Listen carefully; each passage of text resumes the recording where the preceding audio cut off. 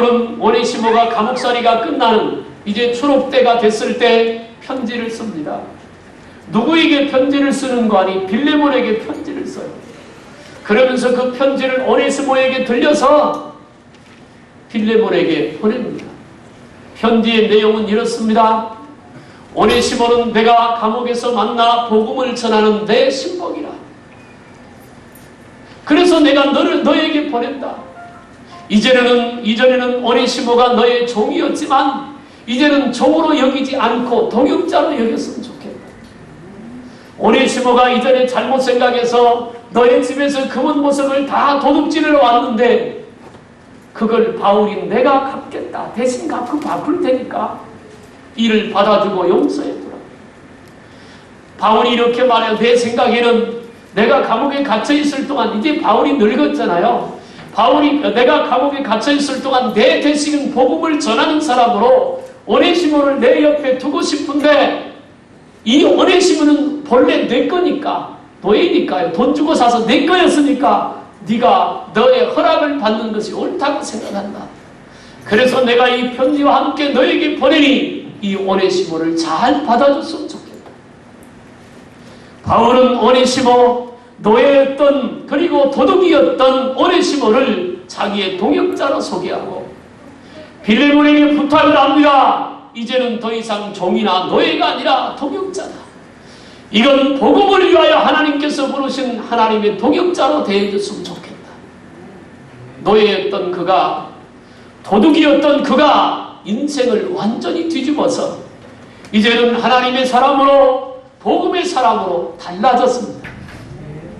사랑하는 여러분, 오늘 저와 여러분도 예수 믿고 그렇게 달라지는 은혜가 있기를 주님의 이름으로 축복합니다. 그 당시에 노예는 돈 주고 주인이 사가면 그 심하게 얘기하면 숨 쉴 자유도 없습니다.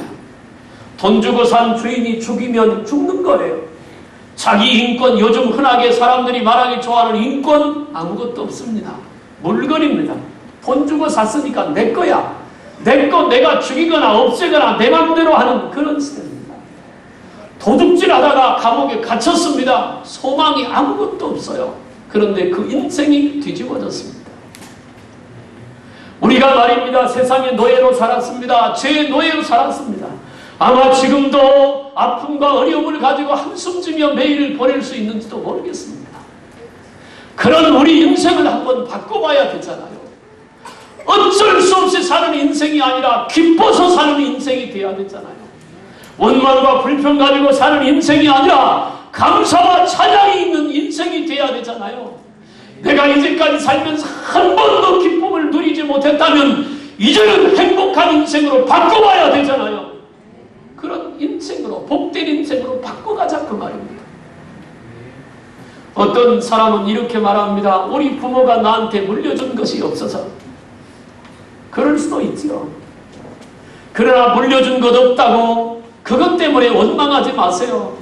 여러분의 인생을 지금 그대로 살 것인지 앞으로 바꿀 것인지는 여러분의 결정과 선택에 달려 있습니다. 우리가 어떤 선택과 결정을 하고 그 살아계신 하나님을 의지하느냐에 따라서 하나님이 도와주실 수도 있고 그렇지 않잖아요. 지난 금요일날 밤에 사무엘상 7장에서 에베네셀을 얘기하면서 이렇게 얘기했어요. 사람이, 특별히 예수 믿는 사람들이 살아가는 동안 하나님이 도와주지 않으면 아무것도 될 것이 없습니다. 사람들은 말해요. 내 실력이 이만큼 되니까 나는 이만한 능력이 있으니까. 아닙니다. 그 실력을 주신 분도 하나님이시고 능력을 주신 분도 하나님이시고 이만큼 우리를 붙들고 계신 분도 하나님이세요. 하나님이 지키지 않으면 안 되잖아요. 내가 내 남편을 완벽하게 지킬 수 있겠습니까? 내 아내나 내 자녀를 완벽하게 지킬 수 있겠습니까? 내 가정과 내 사업을 내가 완벽하게 지킬 수 있겠어요? 못합니다. 하나님이 하셔야 됩니다. 나는 저와 여러분들이 하나님이 도와주시고 하나님이 지켜주시고 하나님이 축복하는 인생으로 인생을 새롭게 바꿔지는 축복이 있기를 주님의 이름으로 축원합니다. 오늘 본문을 통해서 세 가지를 말하고 싶은데 그 첫째는 따라합시다. 만남을 통해서 새로워질 수 있다. 만남입니다. 그가 도둑질에 가서 그 신분을 좀 세탁하고 귀족의 신분 가지고 좀 살아보려고 맘먹었던 그가 감옥에 갇혔어요. 그런데 하나님께서 이 오네시모를 위해서 바울을 그곳에 두셨습니다. 바울과의 만남이잖아요. 예수님 이후로 가장 위대한 사도, 가장 핫하게 하나님이 쓰셨던 능력 있는 사도인 바울을 감옥에서 만나게 하신 하나님. 가끔 얘기하는데 저는 사업을 안 해봐서 사업이 뭔지 잘 모릅니다. 그런데 목회를 오랫동안 하다 보니까 사업하는 분들을 여러 번 만나봤잖아요. 근데요, 사업이 잘 되려면 돈을 누가 벌어주느냐면 사람이 벌어주더라고요. 사람이. 어떤 사람을 만나느냐에 따라서 어떤 사람하고 같이 사업을 하고 어떤 실력과 어떤 능력 있는 사람이 내 사업체의 직원이 되느냐에 따라서 그 사업이 잘 되고 안 되고가 결정이 되는 거예요. 지난 주말에 어떤 아파트 상가를 한번 올라갔다 왔어요. 무슨 일이 있어서. 2층에 올라갔더니 미용실이 3개가 있더라고요. 여기 하나, 이쪽 하나, 가운데 하나, 저쪽 하나. 상가가 한 6개인가 있는데 3개나 있더라고요. 그래서 볼 일이 있어서 저 안쪽에 들어가다 보니까요. 이쪽 미용실 한가하고 가운데는 바쁘고 가운데는 한 손님이 5명 정도 있는데 제일 끝에는요. 아무도 없더라고요. 그래서 속으로 야, 저 사람이 힘들겠다. 손님이 있어야 되잖아요. 그리고 나름대로 생각해 봤어요. 교회도요, 옆에도 교회, 요 아래도 교회, 저 교회도 교회도 우리도 교회 많잖아요. 어떤 교회는 성도가 있고 어떤 교회는 성도가 없어요. 왜 그럴까? 속으로 생각했어요. 원인이 여러 가지겠지. 근데 분명히 원인은 있을 거야. 그 원인이 뭘까? 실력이 부족하거나 좀 덜 친절하거나 뭐가 있었겠지. 왜 가운데는 사람이 많은데 그 끝에는 사람이 없을까? 왜 어떤 교회는 부흥되고 어떤 교회는 안 될까? 뭔가 차이가 있을 거 아니겠어요? 어젠가 그제 고등학생 5명이서 차를 렌트해가지고 가다가 옹벽을 들이받고 5명이 다 죽었잖아요. 얼마나 끔찍한 일이에요. 부모 애기가 매스컴을 탔어요. 전화가 왔대요. 그 밤에. 엄마 나 친구들하고 차 렌트해서 놀러 갈 거야. 잘 갔다 와. 그 다음에 죽었어요. 너무 마음 아픈 얘기예요. 고등학생이 왜 차를 렌트해서 면허가 있었는지는 모르겠어요. 그 얘기를 딱 들으면서 이 말씀을 보면서 그런 생각이었어요. 야, 친구를 잘 만나야 되는데. 그렇잖아요. 친구를 잘 만나야 되는데 그 나이에 무슨 차를 렌트해서 놀러를 가냐고요. 다른 방법으로 가지. 지난 여름에 우리 형민이하고 애들 몇이서 놀러 간다 그러는데 여름에 어디로 갈래? 무주구천동으로 간대요. 그냥 물어봤어. 어떻게 갈래? 형민이 면허 있으니까 아빠랑 엄마 차 가지고 갈 때는 버스 타고 간대요. 버스 타고 갔다 왔어요. 차라리 그게 낫지. 친한 친구들끼리 모여가지고 그렇게 하다가 하루 저녁에 같은 자리에서 5명이 다 죽었어요. 누구를 만나느냐가 얼마나 중요하냔 말이에요. 아이들이나 어른이나 상관없잖아요. 누구를 만나고 어떤 사람을 만나느냐가 이제까지 인생보다 앞으로의 인생에 지대한 영향을 미친다고요. 결혼할 때 처녀와 청각이 얼마나 따져요. 뭐 인물이 어떠냐, 키는 몇 센치가 되냐, 뭐 열쇠는 몇 개나 있냐. 요즘 열쇠 안 따지나? 그렇게 따질 거예요. 요즘에 필히 보는 게 있대네. 남자들이 장모의 성격이 어떠냐.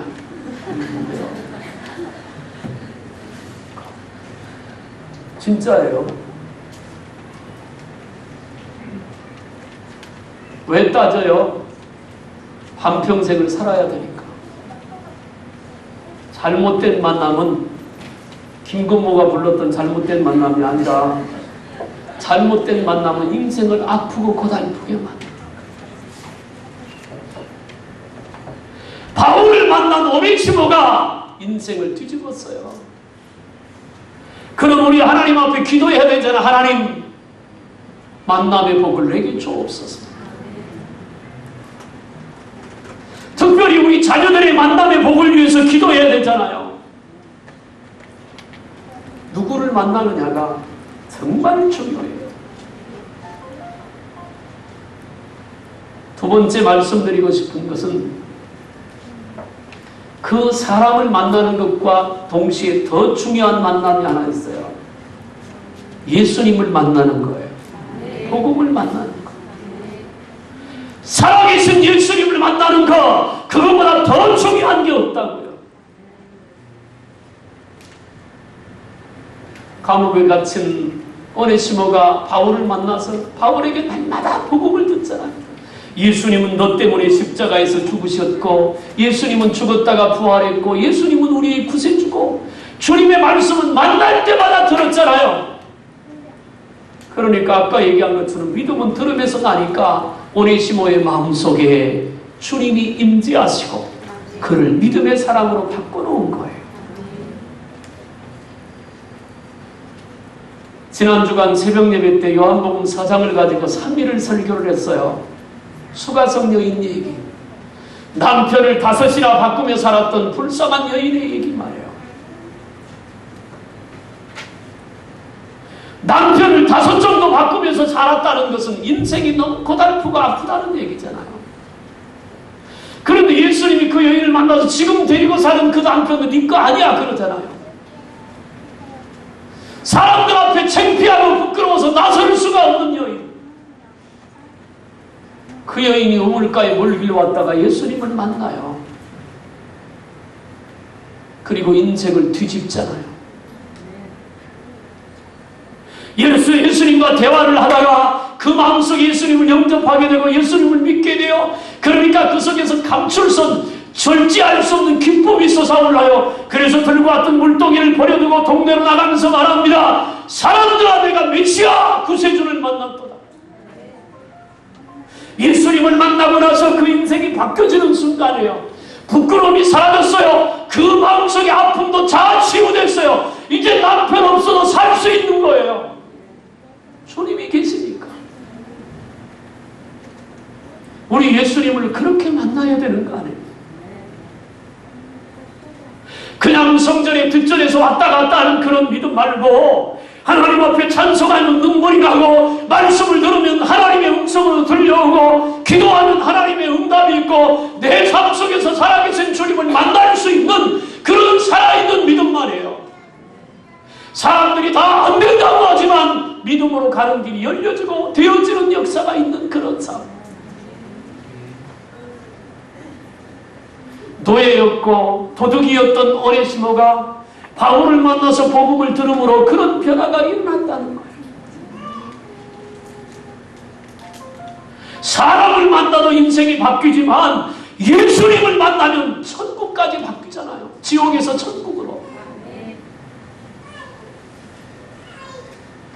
여러분, 우리가 예수 믿는 게 그렇게 시시한 게 아닙니다. 세상에서 가장 고상한 것이 뭐냐? 바울이 말했어요. 세상에서 가장 고상한 지식은 예수 그리스도를 아는 것이다. 이 땅에서 가장 위대한 일은 예수 믿는 거예요. 요즘 참 나라가 어렵습니다. 시끄럽고 국회의장은 이상한 소리 해갖고 뒤집어 놓고 국회를 바짝 뒤집어 놓고 청와대 박근혜 대통령을 중심으로 한 청와대는 또 딴소리 해가지고 이렇고 저렇고 아주 진짜 그냥 요즘 젊은이들이요 소망이 뭐냐면 이민 가서 사는 거래요. 근데 난 오죽했으면 그런 생각이 드느냐 이해를 되면서도 나는 우리나라 젊은이들이 그러지 않았으면 좋겠어요. 우리나라에서 바꿔야지. 이민 가고 싶으세요? 왜 그래요? 왜 사람들이 헛소리하고 왜 사람들이 싸우려고만 해요? 내 마음에 안 맞으니까.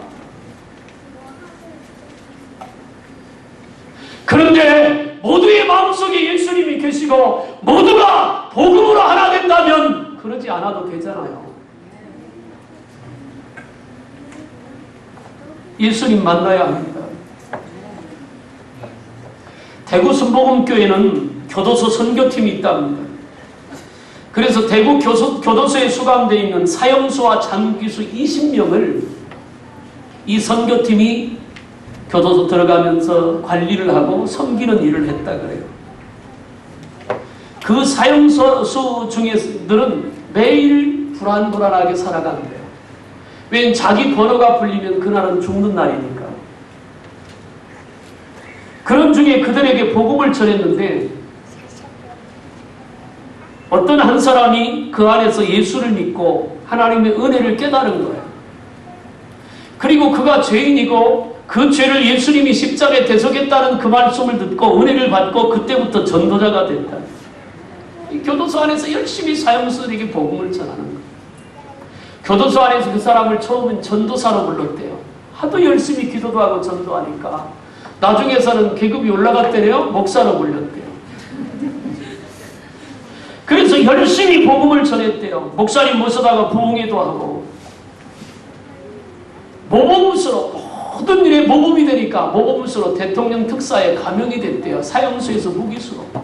무기수에서 이제 형이 더 줄었대요. 지금도 교도소에 있는데요. 꿈을 꾸고 산다는 거예요. 하나님이 언젠가는 나를 내보내시고 아니 이곳에 있어도 나는 복음을 전하다가 영원한 천국에 갈 것이라고. 예수를 만난 사람들은 달라집니다. 새로워지는 거예요. 어떤 철학과 교수가 실력 있는 철학과 교수가 대학에서 강의를 했어요. 많은 제자들을 뒀대요. 그래서 정년이 돼서 은퇴를 했어요. 그래도 명예교수로 가끔 학교에 가서 화학을 길러내고 있었는데 어느 날 겨울날 눈이 쌓인 언덕길을 올라가다가 한 할머니가 미끄러져 넘어진 걸 본 거예요. 이 교수가 얼른 달려가서 할머니를 일으켜줬대요. 그랬더니 이 할머니가 뭐라고 하는 거 아니? 고맙소. 그러면서 하는 말이 착한 일을 하는 거 보니까 당신 예수 믿는 사람인 것 같소. 그러더니 그러니까 이 교수가 아닌데 나는 예수 믿는 게 아니라 철학자 교수입니다. 그러니까 할머니가 큰 소리로 뭐라고요? 당신만한 나이가 되어 아직도 예수 믿는 진리를 깨닫지 못했단 말이오? 그러고 질문하는 거예요. 당신이 철학을 가르치는 교수까지 되어서 아직까지 죄의 문제, 죽음의 문제도 심각하게 생각해보지 않았다는 말이오? 그리고 헤어졌는데 그 할머니의 그 질문이 이 교수 머릿속에 남아있는 거예요. 죄의 문제, 죽음의 문제? 그러네. 내가 철학을 가르치면서 내 죽음의 문제, 죄의 문제는 한 번도 생각해보지 않았네? 나 예수 믿어야 되겠네. 그리고 다음 주부터 교회 나갔대요. 근데 교회 나가서 이제 말씀을 듣고 목사님하고 상담을 하는데 목사님이 그 찾아온 사람이 교수라고 하는, 철학과 교수라고 하는 말을 듣고 복음을 철학적으로 설명을 했대요. 그러니까 이 철학과 교수가 뭐라고 하느냐면 글쎄 목사님 철학 얘기는 내가 더 잘하니까 그거 말고 그 할머니가 얘기했던 그 얘기 좀 해주세요. 죄의 문제가 뭐고 죽음의 문제가 뭔지 그거 좀 얘기해달라. 그렇잖아요. 교회는 복음을 전하는 것이고 예수님을 전하는 것이에요. 그 예수님 만나야 인생이 바뀌어집니다. 그냥 다니는 거하고 예수님을 만나는 거하고는 다른 차원이 전혀 다른 거예요. 난 여러분 모두가 예수님 만나 변화되기를 주님의 이름으로 축복합니다. 마지막으로 얘기하고 싶은 것은 부모의 기도가 자녀를 변화시킵니다. 웬 갑자기 부모냐? 바울은 오네시모를 믿음으로 낳은 아들이라 그랬어요. 아까 얘기했잖아요. 바울은 장가를 안 갔어요. 바울은 예수님하고 결혼을 했어요. 복음을 위해 평생 사는 거예요. 그래서 바울은 오네시모를 빌레몬에게 보내면서 여기 11절부터 18절까지 보면 저는 내게 유익하다. 12절에 저는 내 신복이다. 13절에 저를 내게 머물러도 내 복음을 위하여 갇힌 중에서 내 대신 나를 섬기게 하고자 한다. 17절에 내가 나를 도움으로 할진대 저를 영접하기를 내게 하듯 하고, 18절에 저가 만일 내게 불의를 하였거나 내게 진 것이 있거든 이것을 내게로 회개하라. 내가 계산할 것이다. 마치 아버지가 아들이 죄지은 것을 대신 짊어지겠다고, 아들이 빚진 것을 대신 갚아주겠다고 하는 아버지의 심정이에요. 여러분, 우리 자녀들이 자랄 때 말이에요, 정말 잘 만나야 돼요. 그리고 어려서 예수님 만나야 돼요. 부모들이 자녀들을 기르다 보면 이렇게 어느 정도 나이 사춘기가 지나면요, 지가 알아서 하겠지. 왜? 말해도 안 들으니까. 그러나 한 가지만은 하세요.